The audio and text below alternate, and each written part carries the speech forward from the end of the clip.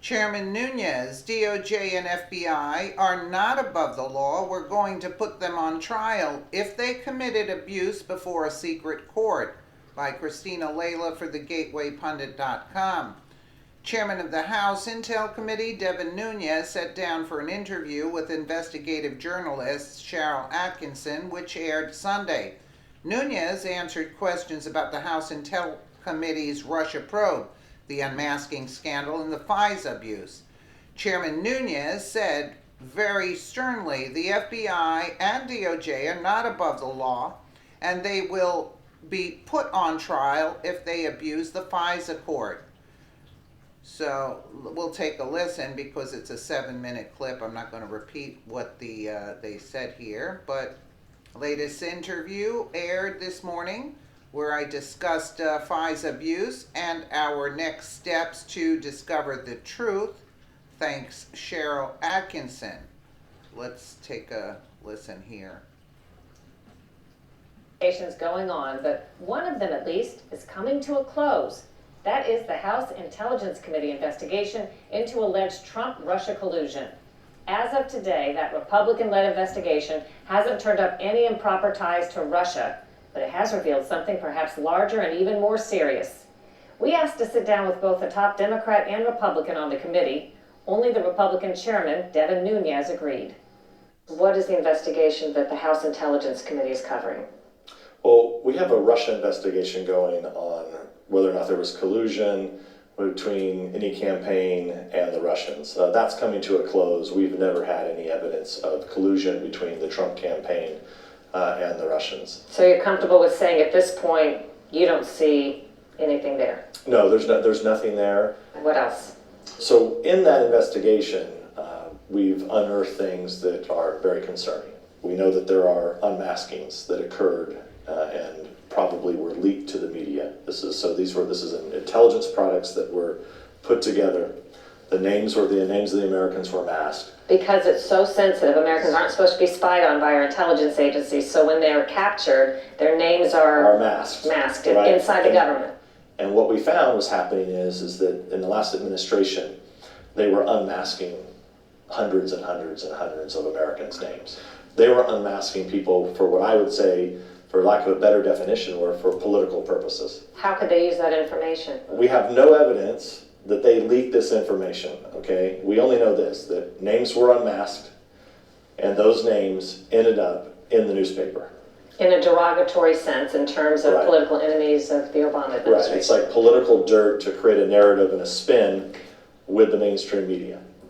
You reported what you learned early on the unmaskings to President Trump and were criticized by your Democrat counterpart of the committee, Adam Schiff, who said you, quote, made a midnight run to the White House where you misrepresented where you received the information. There was an ethics investigation into that and you were cleared. Mm-hmm. But how would you answer Adam Schiff's criticism that you behaved improperly? Well, most of the time I ignore political nonsense in this town. What I will say is that all of those stories were totally fake from the beginning. When I got that information, okay, which was not at midnight, I didn't jump out of any cars. That was totally fake. It was all made up nonsense. I went out and held a press availability where I told the press, look, I found this information. It has nothing to do with Russia. I'm going to go and explain this to the President of the United States because I'm the only one that really can do it. And then I went and did that, briefed the President. Afterwards, I went and talked to the press at the White House. So my reward for transparency, total transparency with the media and everybody involved, was to be brought up under a false ethics accusation that has since everyone's learned was total nonsense and it's been dismissed. On the unmaskings, one very tangible bit of evidence that to me looks like a crime is the fact that the U.S. ambassador to the UN, Samantha Power, it looked like she had made unmasking requests on a near daily basis, which is amazing in 2016. It's pretty incredible. Yet she reportedly told Congress most of those were not really her. Yeah. Wouldn't that mean somebody committed a serious national security crime if they used her name to request unmaskings of U.S. citizens? Yeah, so we don't know what the truth is there.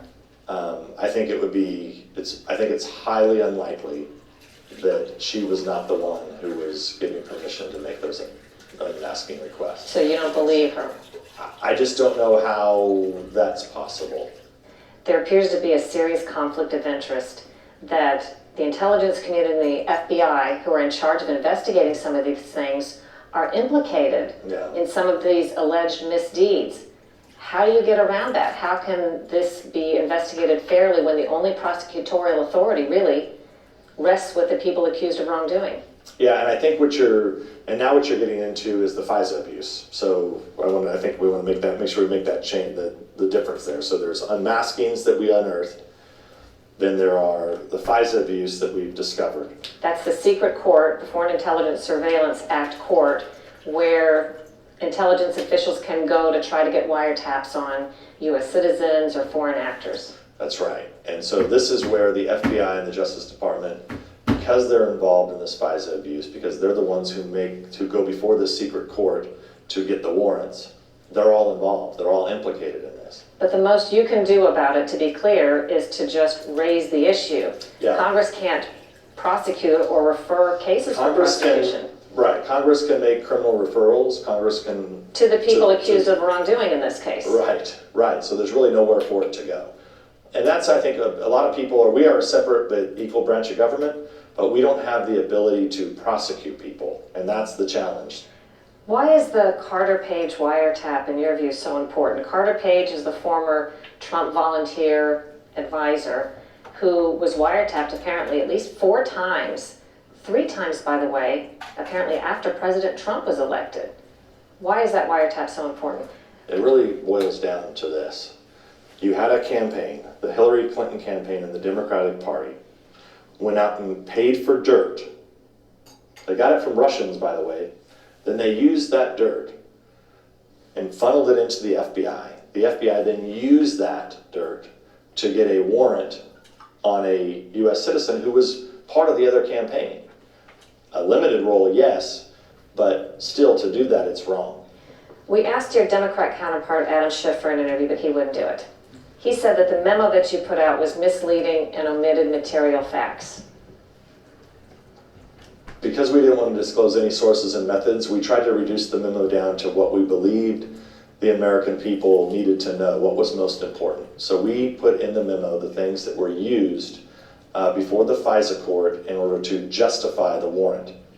Was there other information? Sure, but it wasn't important in terms of the justification of the warrant. Congressman Adam Schiff says your goal is to put the FBI on trial and to put Special Counsel Bob Mueller's investigation on trial. Yeah, well, FISA abuse has nothing to do with the Mueller investigation. As it relates to Department of Justice and the FBI, if they need to be put on trial, we will put them on trial. The reason that Congress exists is to oversee these agencies that we created. DOJ and FBI are not above the law. Congress created them, we oversee them, and we fund them. And if they're committing abuse for a secret court, getting warrants on American citizens, you're darn right that we're going to put them on trial. What would you say is the takeaway?